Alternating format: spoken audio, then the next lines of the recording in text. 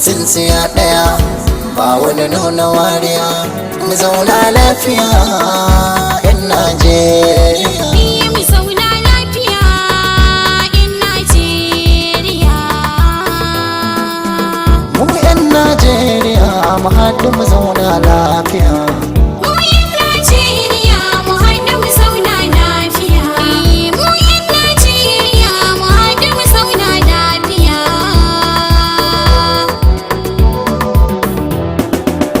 Ni na sanyo gwani na da yayi kasa yayi koguna, a cikin ikonsa ne rabu shi ya halitto fitina, kuma ya kwantar da ita ya sa sharaɗi ya faɗa mana, wanda ya tayar da ita akwai wahala kan ta tsaya.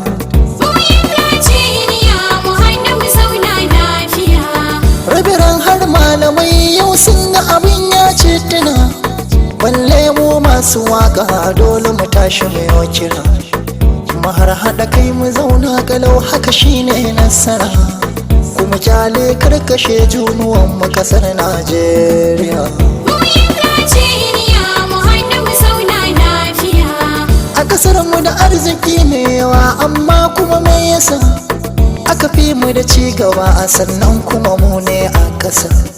Kan babu zaman lumana tunani dole ya karkasa, mu juna afuwa ya kamata mu zauna lafiya.